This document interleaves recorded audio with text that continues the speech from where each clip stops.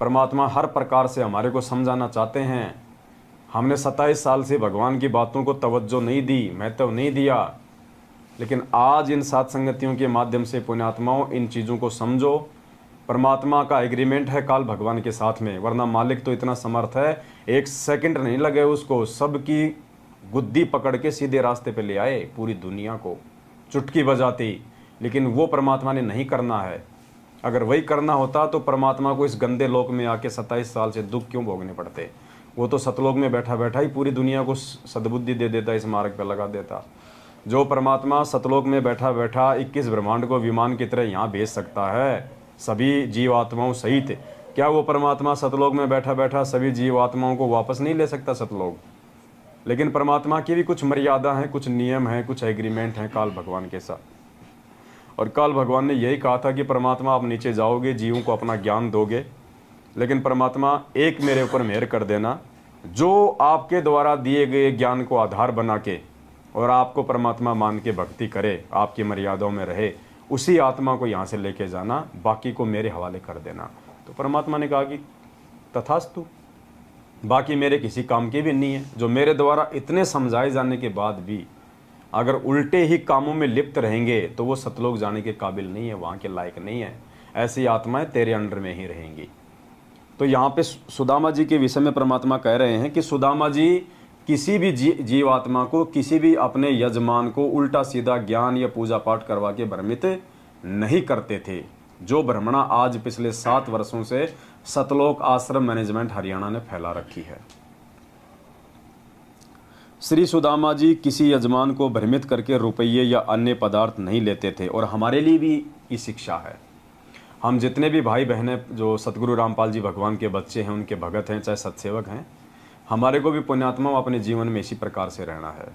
चाहे हमारे को काम धंधे में नुकसान हो, चाहे लाभ हो, चाहे घर में हानि हो, चाहे बरकत हो, हमने अपने स्वार्थों को कभी भी सामने नहीं रखना है, बिल्कुल समाप्त कर देना है। हमने परमात्मा के भरोसे रख के चलना है।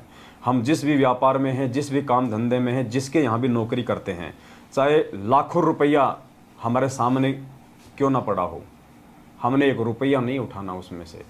किसी भी प्रकार से उस मालिक के साथ में, उस व्यापार से हमने कोई चीटिंग नहीं करनी, कोई दगाबाजी नहीं करनी, झूठ छल कपट का सारा नहीं लेना हमने, वरना परमात्मा उसी समय हमसे दूर हो जाएगा। उसी समय मर्यादा में रह के भक्ति करते करते भी यदि भगत के ऊपर कोई आपत्ति आती है तो पुण्यात्मा उसी समय दिमाग दौड़ा लेना, ये बात को गांठ बांध लेना। अगर मर्यादा में रहते रहते भी भगत के ऊपर कोई दिक्कत आ रही है तो वो परीक्षा है।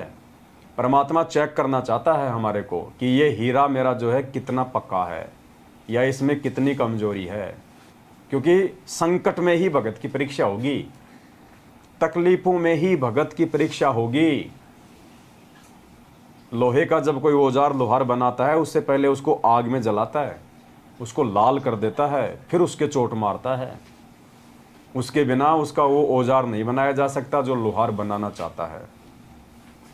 तो हम भाई बहनों के ऊपर भी अगर छोटी मोटी कोई समस्या, कोई दुख तकलीफ आ जाती है भक्ति करते करते भी, तो हमारे को ये विश्वास होना चाहिए कि परमात्मा मेरे साथ में है और ज़रूर मेरा गुरुदेव, मेरा परमात्मा, मेरा भगवान मेरी परीक्षा ले रहा है कि मैं कितना उनको समझ पाया, कितने उनको ज्ञान को समझ पाया हूँ।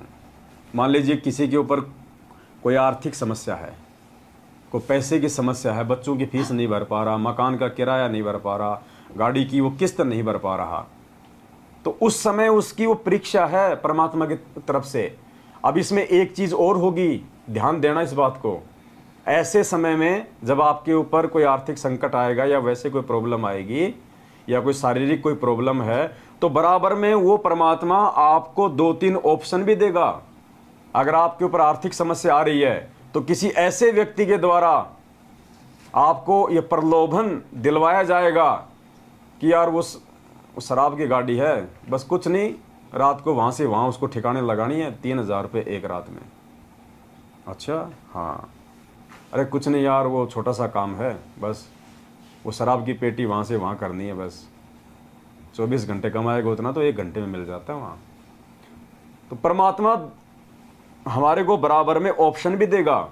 एक तरफ वही परमात्मा हमारे को वो संकट दे के चोट मार रहा है, दूसरी तरफ वही परमात्मा हमारी और परीक्षा लेने के लिए ऐसे ऑप्शन भी रख देगा कि देखता हूँ मेरा भगत मेरे ज्ञान को साइड में रख के और इन छोटी मोटी तकलीफ़ों से दुखी होके ये काल भगवान वाला रास्ता अपनाता है, या मेरे ऊपर दृढ़ विश्वास करके मेरे ही रास्ते पे मेरे ऊपर विश्वास करके टिका रहता है।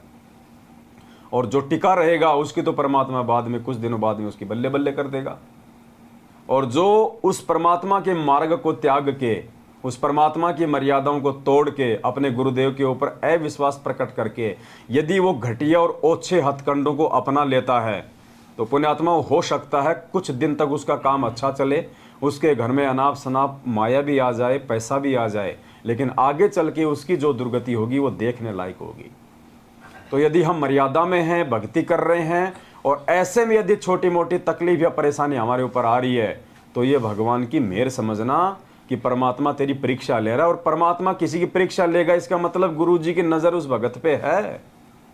तो ये भी समझना कि वो असंख्य ब्रह्मांडों का मालिक और मुझ दो कौड़ी के जीव पे अपनी नज़र बनाए हुए है। और भगवान जिस पे अपनी नज़र बना दे फिर वो कौन क्या बिगाड़ लेगा उसको। यहाँ तो सिर्फ थोड़े से विश्वास की ज़रूरत है, फिर थोड़े से धैर्य की ज़रूरत है। शील, संतोष, विवेक, दया, अक्षमा, ये पांचों गुण परमात्मा 16 श्रृंगार से पहले परमात्मा ये पांचों गुण हमारे को देगा। और ये पांचों गुण परमात्मा देगा तो फिर उनकी परीक्षा भी लेगा। अब टीचर भले बच्चे को LKG में या प्रे में A for Apple, B for ball सिखाता है, फिर वो उसकी परीक्षा भी लेता है, टेस्ट भी लेता है। A लिख देगा, फिर A फॉर आगे छोड़ देगा डॉट डॉट डॉट, देखिए बच्चा क्या लिखेगा, A फॉर एप्पल लिखता है या फिर A फॉर बफेलो लिखता है, तो वो परीक्षा भी लेगा फिर साथ साथ में उस बच्चे की। तो इसी प्रकार ये परमात्मा हमारा टीचर है आध्यात्मिक। और परमात्मा जिस हमें जैसे जैसे ज्ञान देते जाएंगे वैसे वैसे परमात्मा हमारे अंदर मजबूती पैदा करने के लिए हमारी परीक्षा भी लेते जाएंगे कि इनमें थोड़े बहुत वो गुण विकसित हुए हैं या नहीं हुए हैं।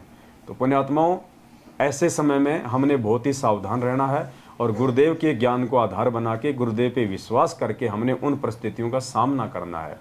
हमने झुकना नहीं है, टूटना नहीं है उन परिस्थितियों से। यदि टूट जाएंगे सदा सदा के लिए, फिर हम परमात्मा के मिशन से बाहर हो जाएंगे।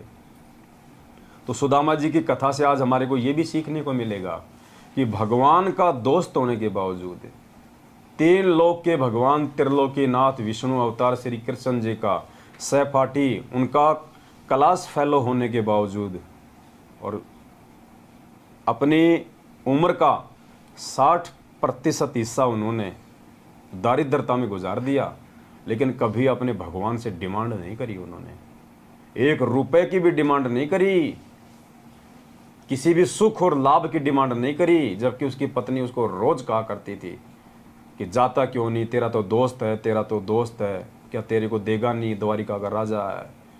लेकिन पुण्यात्माओं, वो पंडित था, वो भगत था। और हम क्या कर रहे हैं आज, जुखाम हो जाए तो भी गुरुजी से प्रार्थना, भैंस दूध ना दे तो भी गुरुजी से प्रार्थना। हमारे को शर्म आ जानी चाहिए सुदामा जी की ये कथा सुनने के बाद में।